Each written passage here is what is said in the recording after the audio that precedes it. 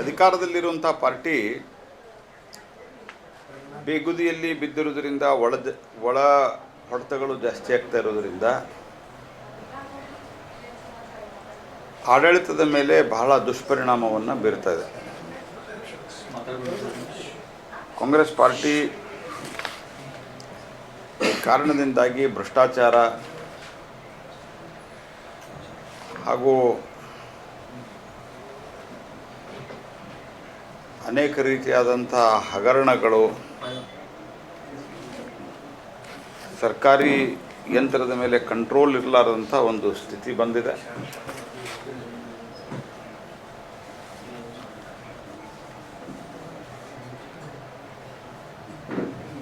KSRTC ಎಲ್ಲ ಅಂಗಸಂಸ್ಥೆಗಳು NWKRTC ಬಂದು KSRTC ಎಲ್ಲವೂ ಬಾಗಿಲು ಮುಚ್ಚುವ ಹಂತಕ್ಕೆ ಬಂದಿದ್ದ.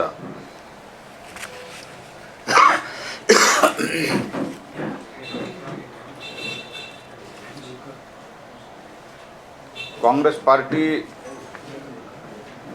ಗೃಹ ಸಚಿವರಾದಂಥ ಪರಮೇಶ್ವರ್ ಅವರು ಹೇಳಿದ ಪ್ರಕಾರವಾಗಿ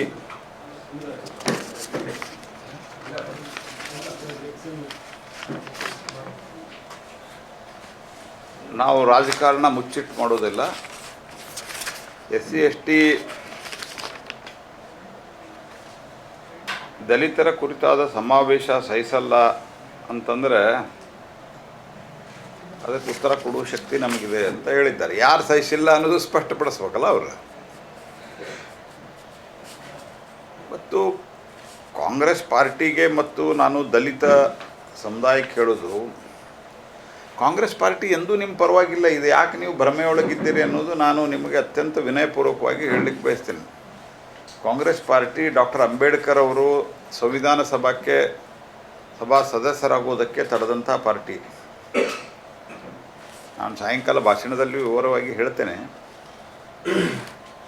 ಕಾಂಗ್ರೆಸ್ ಪಾರ್ಟಿ ಡಾಕ್ಟರ್ ಅಂಬೇಡ್ಕರ್ ಅವ್ರನ್ನ ಅತ್ಯಂತ ಕೆಟ್ಟದಾಗಿ ನಡೆಸಿಕೊಂಡಂಥ ನಾಯಕರು, ಕಾಂಗ್ರೆಸ್ ಪಾರ್ಟಿಯ ನಾಯಕರು ಪಂಡಿತ್ ನೆಹರು ಆದಿಯಾಗಿ ರಾಜೀವ್ ಗಾಂಧಿಯವರೆಗೆ. ಯಾಕೆ ರಾಜೀವ್ ಗಾಂಧಿವರೆಗೆ? ರಾಜೀವ್ ಗಾಂಧಿ ಇದ್ದಾಗ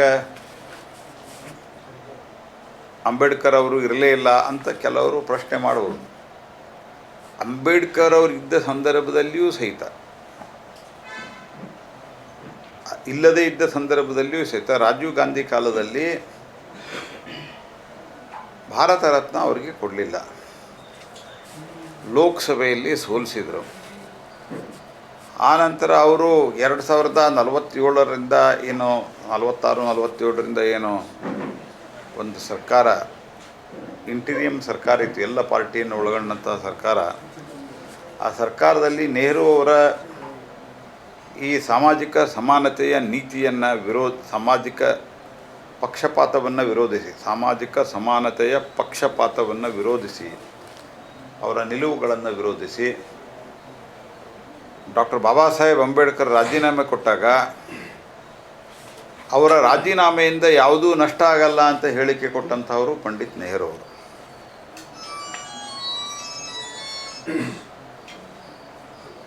ಆ ರಾಜೀನಾಮೆ ಕೊಟ್ಟ ನಂತರ ಆ ರಾಜೀನಾಮೆಯಿಂದ ಯಾವುದೇ ರೀತಿಯಾದಂಥ ನಷ್ಟ ಆಗಲ್ಲ, ಅವ್ರು ಹೋದ್ರೆ ಹೋಗಲಿ ಅಂತ ಹೇಳಿದರು.